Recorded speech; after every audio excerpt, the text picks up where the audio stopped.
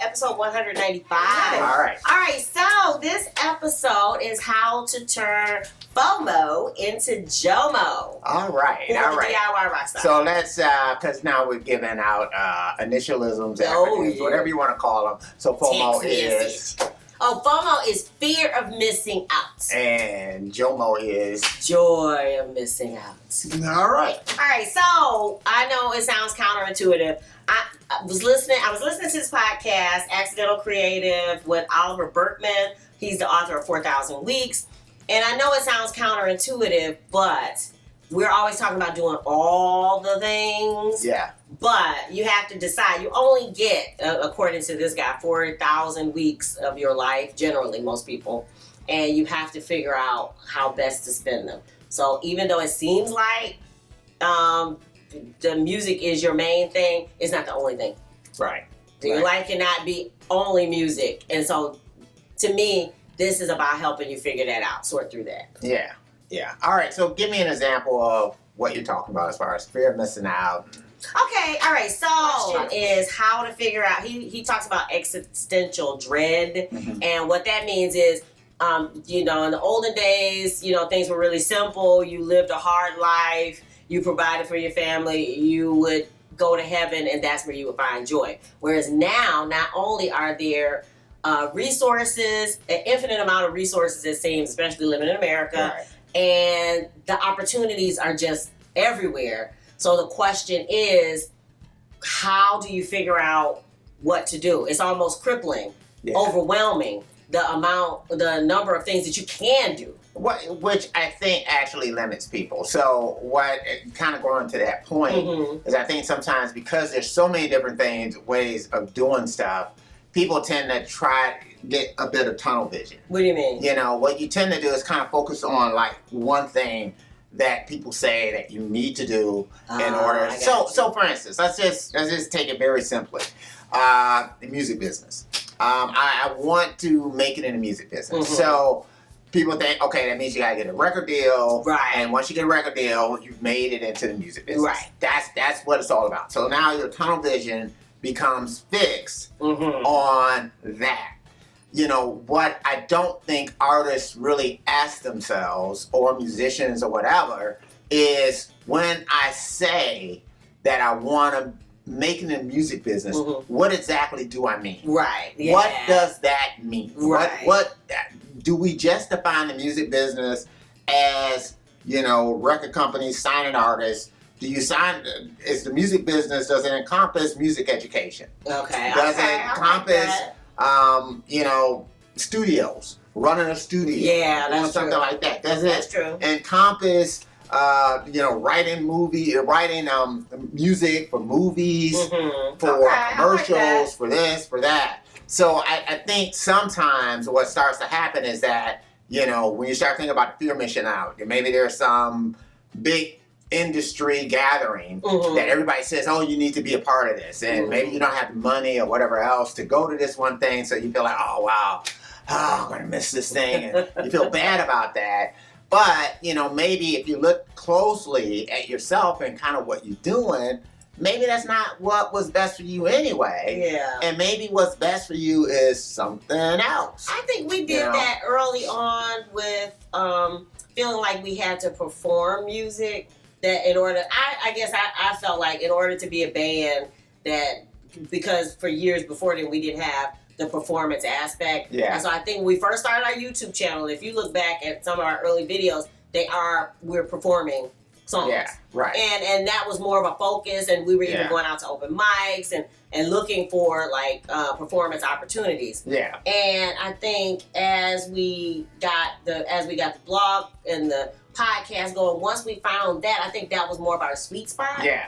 And so we were able to let that go. But I'm saying it took a minute to figure that out. And that's the thing too. It's sort of like, that's another part of kind of redefining what it means to perform live. So there are a bunch of, YouTube artists who, basically using loops.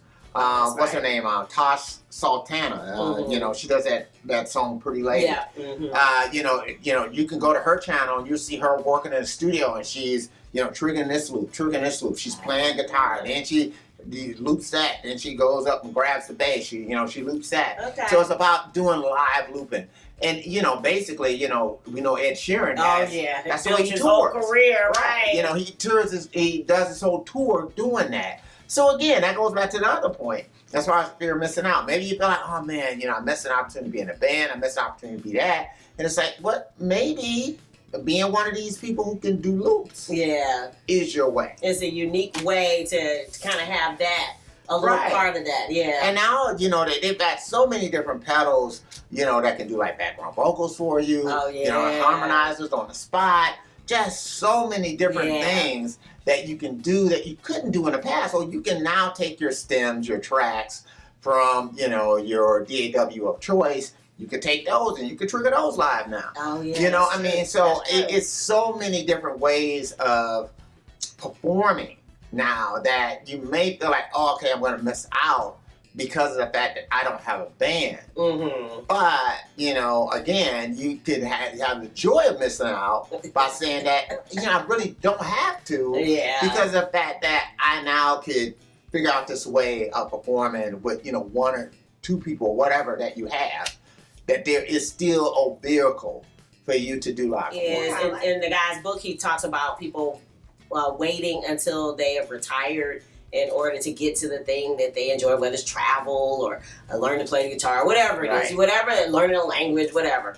And of course, not only do we all know that life is fleeting, we don't know our time, but that we should kind of plan that along the way. Why should we wait until we're 65 or 70 or whatever it is to start doing some of those things that we like? So, I mean, that's kind of part of it too. Or enjoying family. If you want to have a family, raise a family, you can't wait till you're 65. Well, you could. Right. But not. Well, I mean, but biologically, like if you're a woman and you want to have children, that there is a certain period of time in which you can do that. Yeah. If that is what you want to do. So you're right. It's like you can't get so, I guess, wrapped up in, quote unquote, making it in the music business that you forget to live. Yeah.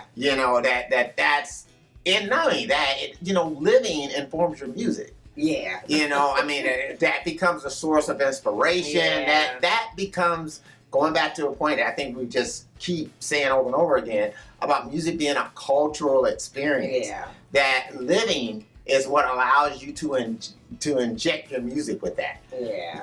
That's the way that you can make cultural connections, because if you're living your life, inevitably, whatever you're going through, there are a billion people or a million people out there going through the same thing that you're going through. And then kids are just, they provide a whole nother level of inspiration, because they will say things or view things so differently. Right. And as a parent, there have been so many times when it triggers something that makes you creative. Like, oh my God, I never looked at it that way. Right. Or the way they draw, or the way, just all of that. Just it's a whole nother level of enriched inspiration. So you can't downgrade that. All right, and then also, now this is a tough one for me, because I'm in the moment of being a work smart, not hard, but constantly trying to get as much done as I can. So the guy in the podcast episode talked about the efficiency trap. And the efficiency trap basically is the better and faster you get at doing things, the more things start coming at you. So again, his example was email. That if you become really great and efficient at email, that means you probably respond to more emails more quickly, which means you get responses back which means so now it is exponential. So you can't just go through and delete them all because now you feel like you have this obligation. You are the email king. And so, of course, the question that he ends up saying is like, is that really how you want to define your legacy? Right. Like thinking about you only have a certain amount of hours in a day. Yeah. Do now you want to spend 3 hours every day on email? Is that real? Or is there something that's greater than that? This is just something that you can do. It's in the mix. So put it in its proper space. But if you don't do that, it ends up growing out of control and taking up time you could spend doing the other things that you said were important. And sometimes it can be very difficult with that because sometimes the thing that you're, good at but not necessarily passionate at, maybe the thing that's, has the most demand for your time. Meaning that day job. Monetarily, whatever. It could be a day job, it could be whatever, but I'm saying that it's just one of these type of things. Let's just say that you are a guitar player, right? And, you really love writing your own songs, but, you're also good at teaching, right? And so you got a lot of people who want to be your students and want to pay you, that's true.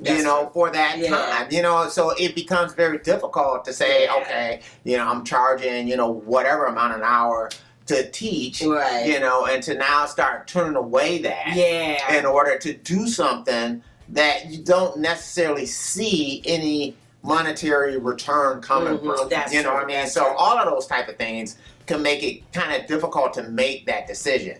So I mean, I don't want to make it seem like, okay, it's easy to do that. Yeah, because my example was easy. We were talking about being on all the social media platforms, and for us, we are around 35 different social media platforms, even though like it's only about 8 or 10 that we kind of are super regular on. But then along comes TikTok. And then along comes Clubhouse, which it seems like it's faded. But for a hot minute there, everybody's like, oh, you got a deal. And, there's pressure. There is. And you start saying, well, geez, I'm pretty efficient at getting these up. I could just add one more. But after a while, it's that one more that makes the cup overflow. And after a while, I'm running and screaming like, I do not. I don't want to spend all my time on social media. That is not, again, even as a DIY rock star, that's not my jam. I like doing it in its own place, but I don't want to spend all my time doing that. I think a while back, I just used to kind of post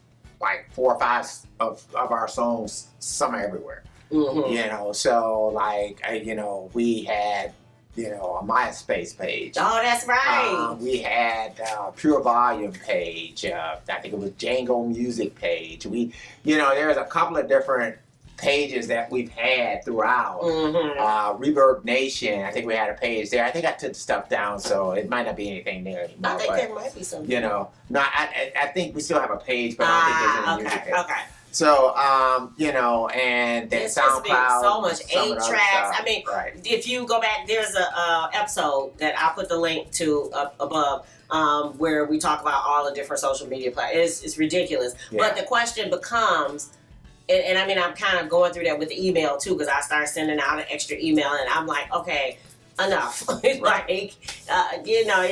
getting to be too much. So that leads us to the next point, which is when you have said no to some things, which for me, I've said no to that extra email. I've said no to some of the social media demands. I say yes to spending time, some Saturdays that we just chillax on the couch. We take those midday walks. We put music kind of off the map to just spend time. And I'm saying that I've prioritized that. I've said, well, I could spend all day Saturday and Sunday doing music, or doing things related to DIY Rockstar. I'm not going to do that. I need that kind of rest in order for me to kind of ramp up. Sunday's our big day where we get a lot done. But Saturday, it's like, and again, and never feel. I guess I'm always driven by inspiration. So if I'm feeling something in the moment, I'm gonna do something in the moment. If I'm feeling like, hey, wow, I want to remix this, or I want to do a little bit of something on this, or I want to do something on that. I'm gonna do that. And I think for me, even if I'm away from music, usually it's kind of percolating in my head anyway. Some kind of way. It's like whether if maybe I might be listening to stuff, and so I might be thinking about, this needs this, or this song needs this, or it's missing something, and I'm not sure what it is. But what I don't try to do is try to beat the song in the moment. It's like, you do need that time away. So not only that, it is a long way to say that taking that time away actually, at least for me, helps to further the creative experience. Okay. Because I find that, if I pull away for a minute and, kind of let things marinate for a minute, let things circulate in my head, it could be problems that you're having creatively with a song or whatever else, that just that time away from the song, from all of that, allows me to come back with a fresher look on it. That's because sometimes when I'm in the moment, I'm trying to finish it. And sometimes just finishing it isn't what the song needs. And I think for me, it almost helpful to, in those moments when I'm like, when I feel something really tugging at me, saying it's not done, to say, all right, I'm gonna let it go. Just let it sit there. It's the same thing for me. It's like, I have assignments at work, and it's the same way. It's like, sometimes it's like in that moment, it's not clicking. And I just have to say, okay, I'm gonna let this go. I'm gonna take a walk. I'm gonna do whatever. Let it marinate. It might marinate for a couple of days, and then finally it's like, you get now I got it. I got the whole thing. It's like all of a sudden it starts to flow. And you kind of have to allow yourself to do that. I don't know what works for people. But sometimes just forcing songs to get done. Because I know you hear so many people saying, finish as many songs as you can do. Do this, do this, do this. Don't become a robot. Is that, yes, there is a certain amount of mathematic logic to music. Period. I mean, it breaks up into, quarter notes, half notes, it's fractions. You know what I mean? So, so music is literally math. There's no doubt about it. But because it's this thing that we really can't touch or see or anything about it, and this is where I'm getting deep, y'all, it's spiritual. And so to me, on that level, that's when you kind of have to let something else move throughout. And I would say with almost any creative, and I use that kind of loosely, but any creative endeavor, I think it kind of falls somewhere in there. With with letting the spirit, but let the muse move you. You kind of have to do that sometimes. And sometimes songs do come in a moment. Like it's like everything pops there, everything clicks together, and it's like, damn, it's just done. So but I don't know. Outside of like Sugar Fit, right? I don't know if there were really other songs on that record that came together like that. That were kind of like pow, like everything in one moment. Probably Love Yourself, but a lot of them were kind of like grooves that kind of sat for a minute. And then it was like, okay, I'm kind of feeling this for this, right? And it kind of came together over time as not necessarily in a moment, and in a rush, but, sometimes it is like that, but don't always depend on it happening that way. And so that leads me to the final point, which is when, for me, when I decide I'm not gonna do all the emails, when I decide I know they all exist. I know those opportunities are there, and I am happy not to, with that, whatever that space is that I need. That's what we are calling the joy of missing out. Like, maybe somebody is posting to Instagram every day, 3 times a day. They do it. That's them, and that's cool. Hey, pat them on the back. Great job. But for us, joy of missing out, because I don't feel like I'm missing out on that if it means it's going to take from that time. But that goes back to the thing too. You got to run your own race. You got to do what works for you. And I think there's an episode in that with the people, either imposter syndrome and or looking at other people's things and comparing yourself. So there's a whole other episode in that. All right, what do you think? What takes you from FOMO to JOMO? We may have missed a point that we'd love you to share with us. Leave it in the comments below. we want to thank all of the people who have joined the Bourgeoisie Paper Jam Street Team. Yes, Prejippie fam, way to go. Yes. And if you are a person who joined the team, you know you got the opportunity for the free gift. Yes. So make sure you click the link below Yeah. if you haven't gotten your free gift, because Right. we have some more. And if you haven't joined yet, what the heck is wrong with you? Yeah. Well, hey, you know, it's up to you. Yeah. But if you're interested in our street Yeah. team, the link Especially is if you're below. feeling it, you know what I mean? Yeah. That's what we want. If you're feeling it, Yeah. do it. You know, if you're not feeling it, don't do Right. it. No, don't do it. No, Right. that goes completely against Right. everything we're talking Yeah, about. don't do it. All right. And what's going on? We always got. Yeah, got Sugar Fit. So, Yeah. you know, stream it wherever that you need to stream it. If you want the CD, you can get it from us. You can get it from CD Baby. You can get it from Bandcamp.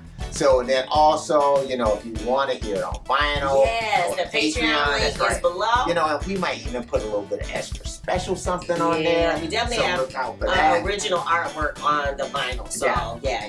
Yeah. All right. If you dig the vibe and you want to be a part of the tribe, be sure to. Subscribe. We're wishing you love, peace, and Chicken grease.